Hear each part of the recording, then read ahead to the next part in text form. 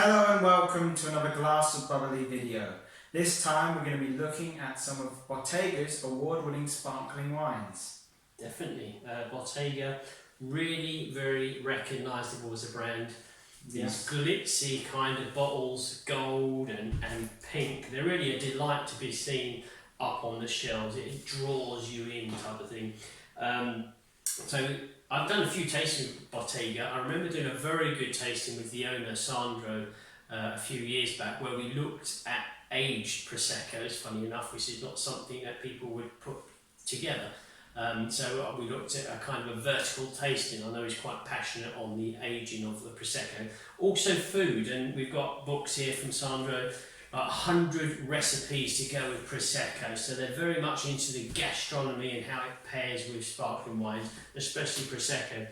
Today we've got a Vino Spumante Pinot Nero sparkling wine, and that's a Rosé. It's not Prosecco, but we do have Rosé Prosecco. So we've also got the Bottega Millesimato 2020 Rosé Prosecco, and then we've got the Bottega Gold, the Prosecco Gold, for obvious reasons. The bottle is gold.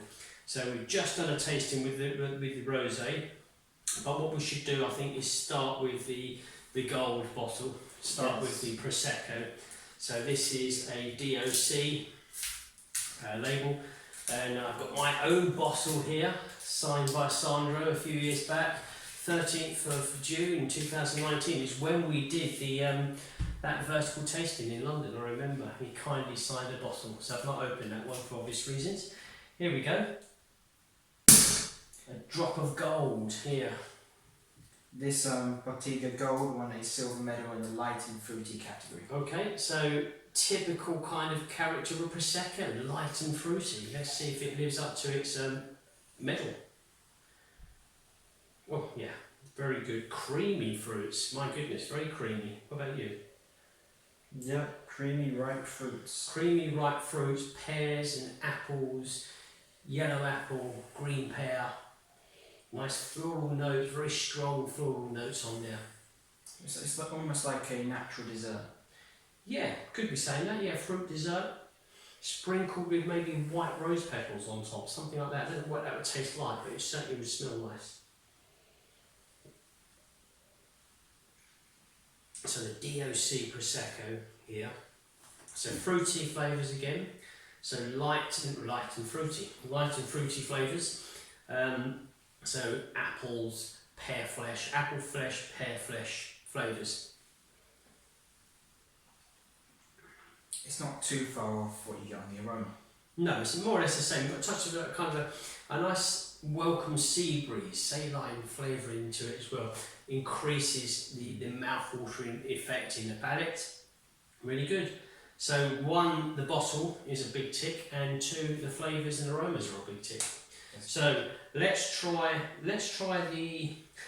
for this one here. Let's try the Spumante, the sparkling. Spumante means sparkling. The sparkling rosé from Bottega. So is that the rose gold? That's the rose gold label on the side. And this was a gold medal in the Summer Days category. Summer Days category. Very popular category for the likes of rosé Proseccos and light rosé wines. Let's give this one a go. There we go. Oliver's a bit stingy on the old portions, but we'll cope with that for now. Joking. So as I say, the experience here starts with the bottle. Like it or not, some people say, well, that's not an unfair advantage and it shouldn't matter, but it does matter. You take this bottle to a party, you put it on the table, you go to a restaurant and it's poured for you or at the bar. It adds that little bit extra to the whole tasting experience as far as I'm concerned. So already we're looking forward to tasting this wine. With sparkling wine, you don't always get to taste what's inside the bottle before you buy it, so the looks of it is very important. Yeah, I agree with you, and it's something that tempts you to buy it off the shelf. Well, then that's an added bonus. So this is the rose gold. This is the gold. So we're going for the rose gold here. So again, it's a light, creamy. Still, I've got the kind of the apple characters, but with that added red berry kind of dry red berry character on the nose. Yeah. the Pinot Nero, so the kind of the Pinot Noir showing its characters here.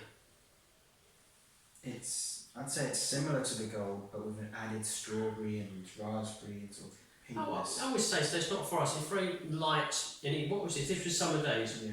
It's still a very light and fruity tasting experience. It's very similar. It's very consistent. The winemaker here is very consistent with the character of both wines. So fruity character, mid-length. I'm getting that touch of that saline coming in as well. The sea breeze, the mouth-watering aspect of the wines coming in. But certainly fruity, munchy fruitiness at the beginning. Yeah. Really nice, but it's smooth as well. Very elegant, silky almost, silky edge to it. It's not aggressive in any way. It's that kind of, said it a few times already in this video, a light and fruity character. So let's go for the Bottega Rosé. So this is the Millesimato 2020. The label is pink gold, a lovely kind of bottle, again similar in style, a little bit shorter and stumpier, this one here. A little bit glittery as well with the label. They do like to be quite loud in their marketing, branding should I say. And this was also a gold medal in the Summer Days category. Gold medal Summer's Day. So let's give this one a go.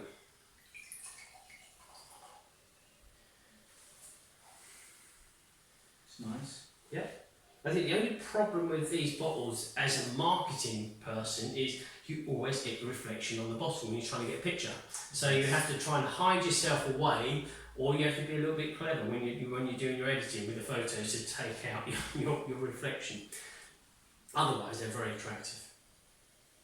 So again, you've got the typical Galera grape showing through. So we've got the apple flesh, we've got the pear flesh.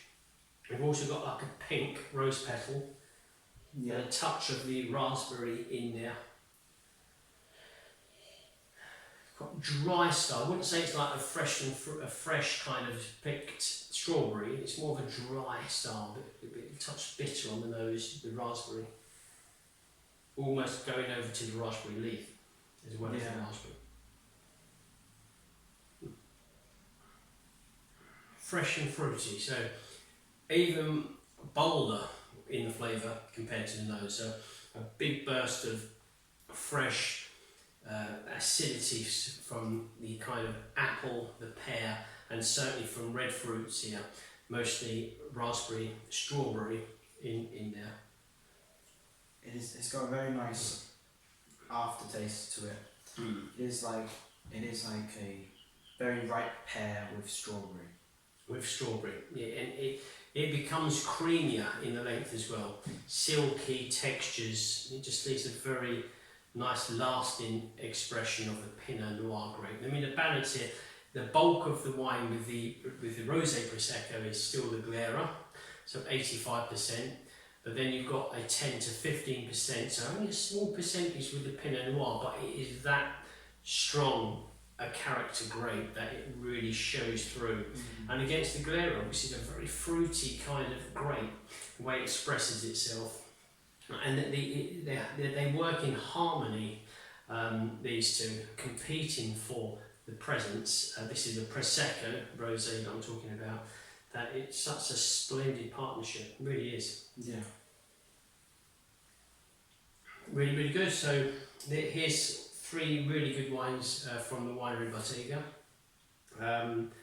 Hard to pick a favourite, really, to be honest with you.